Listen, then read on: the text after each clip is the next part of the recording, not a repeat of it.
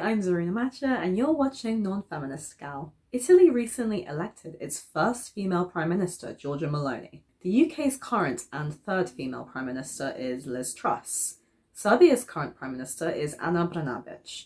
Norway's current President is Katalin Novák. Meanwhile, other female politicians in Europe are leading their parties. Marine Le Pen in France, Alice Weidel in Germany, and Sylvi Listhaug in Norway. Aside from all being female, these women share one thing in common. All of them have right-wing political views.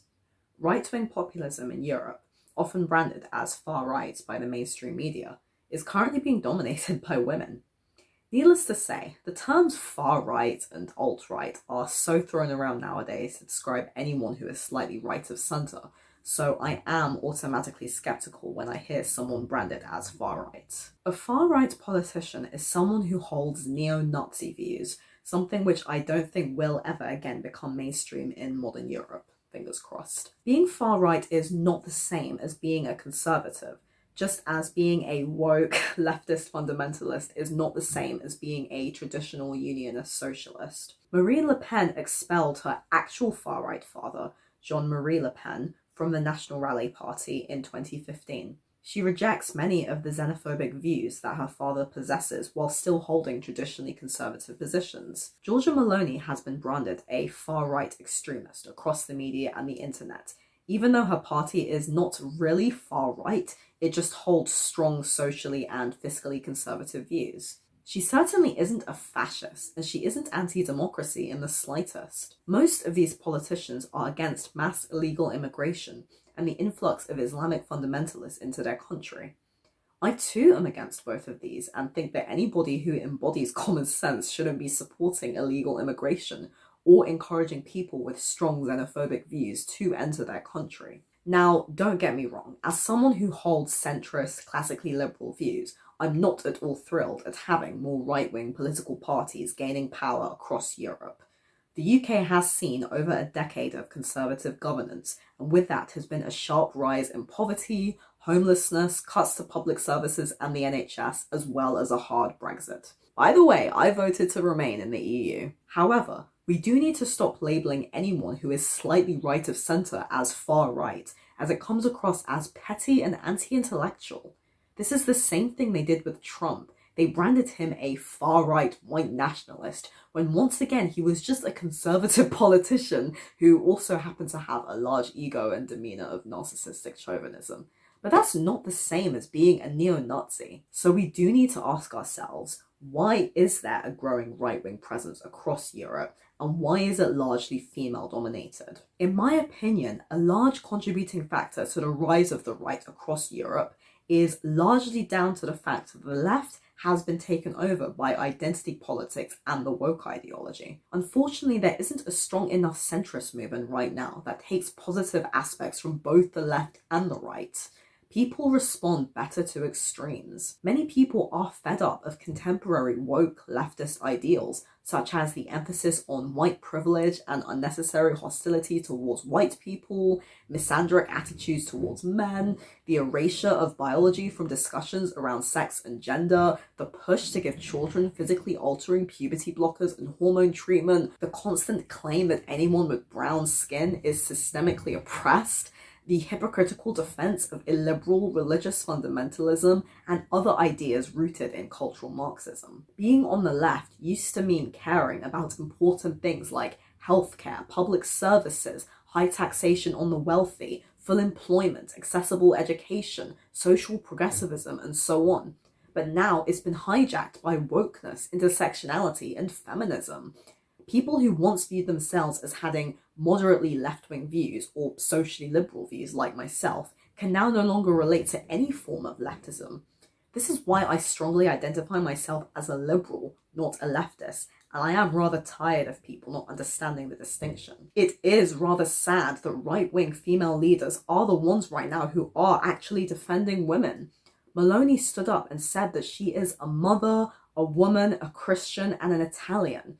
Her strong spirit and pro-female, pro-family assertions do resonate with the average woman far more than this attempt at creating sex-neutral language and referring to a woman as a person with a cervix or a person with a uterus. Contemporary feminism doesn't even really support women anymore, not that I think it ever really did, as it now wants to claim that anyone can simply identify as a woman without going through legitimate medical procedures or being a biological female. By the way, I do hold that binary trans women do deserve to be referred to as women in the same way that biological women do. I have nothing against people wanting to experiment with gender identity or expression, but we shouldn't be confusing this with the biological definition of a female. A trans woman is a woman who is biologically male, and a trans man is a man who is biologically female.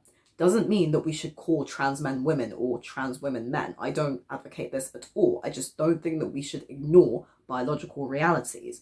This shouldn't be controversial. It's a simple fact. Even though the Serbian and German leaders are both lesbians, both of them are staunchly against contemporary LGBT ideology. And I have to say, I don't blame them. Modern LGBT activism now insists that there are 2 million genders, that children should be given puberty blockers and life-altering hormone treatment, and that gender is a social construct, which I think hurts trans people more, as it diminishes their claim that gender dysphoria is a medical and psychological condition, and almost reduces it down to being a choice. Sounds a lot like saying being gay is a choice. The logic of wokeism. Most mothers do not want to see their children being potentially given treatment that will cause physical long-term harm to their bodies. Upholders of woke ideology keep saying that puberty blockers are harmless, and young children who feel like they may be the opposite gender can simply transition. I am all for adults over 18 at the minimum transitioning, by the way, but we shouldn't be pushing this onto children. I do think that feminism, rooted in far left-wing politics, has contributed to the rise of identity politics within the modern left. Female politicians who fill their manifesto with feminist rhetoric do not appeal to the average woman, as statistically most women do not identify as feminists. The average woman is trying to work hard, pay her bills, and care for her family. Young women like myself are working women trying to build our careers and focus on our individual efforts. Most of us desire marriage and long-term partnership and don't have time to be sitting around wondering what is a woman or wanting to smash the patriarchy. Most women desire to be in a loving, caring relationship with a man, and feminism is not an ideology that promotes or supports this. Women in their 30s, 40s, and 50s are typically wives and mothers like Giorgia Meloni, who certainly can't relate to much of the feminist rhetoric. Again, modern women don't like the idea of feeling erased by contemporary gender ideology. Feminism operates on the idea that women are systemically oppressed and that we must all collectively band together to overthrow the male-dominated patriarchy. Yet when female politicians work hard and become leaders of their own merit, such as Margaret Thatcher, without owing anything to feminism, feminists ironically are unsatisfied. This also explains why the feminists are not cheering on Meloni and the right-wing European leaders. Apparently, female leaders are only championed when they make feminism a large part of their protocol. Yes, I do think it's a massive shame that all these female politicians hold staunchly right-wing views. Yet there is something to be said for the fact that maybe because right-wingers are not claiming that women are oppressed or that women need to overthrow the patriarchy and are instead focusing on women actually getting things done, that this inspires so much female leadership and makes conservatism more attractive to women. Phyllis Schlafly was an American Catholic and conservative political speaker and anti-feminist.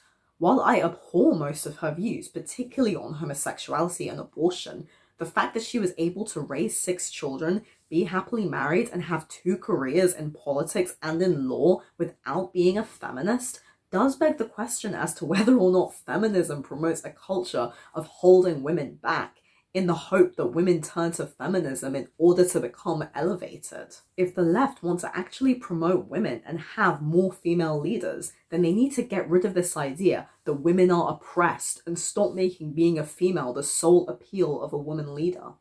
This is what happened with Hillary Clinton. Her entire campaign was based on "I am a woman." That's great, but if we want to be viewed as equal to men in terms of respect, we need to do more than simply state "I am a woman." Thatcher never let her gender get in the way of her goals and aims, even though those goals and aims were not great and kind of messed up the UK. I would love to see a centrist, socially liberal, not leftist, female leader whose appeal is not based solely on her gender and on following the victim mentality of identity politics. Until we start doing this, we are unfortunately going to see an elevation of conservative female politicians who don't complain about being oppressed and instead push for getting things done. And those things are not going to be the sort of things that those of us who are not right-wing want, such as tax cuts for the wealthy and the promotion of social conservatism. Women don't need to believe that we are oppressed or that the odds are stacked against us. I have never once felt oppressed as a woman or held back in life due to my gender. I wouldn't want to be thought of as a feminist. I think it's a very toxic ideology, and it's no wonder that many women are turning their back on left-wing politics when this is the primary mentality that's being espoused. The same goes for people of colour. Black people in the UK are constantly being told by the woke leftist fundamentalists that we are systemically oppressed and that white people are privileged. Yes, if you keep telling people that, then of course they're not going to feel inspired to become leaders or politicians.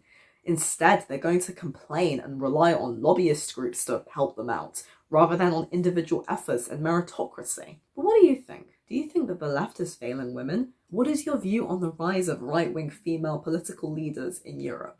Let me know below. For further discussion, consider joining my Facebook group Liberals Against Feminism below.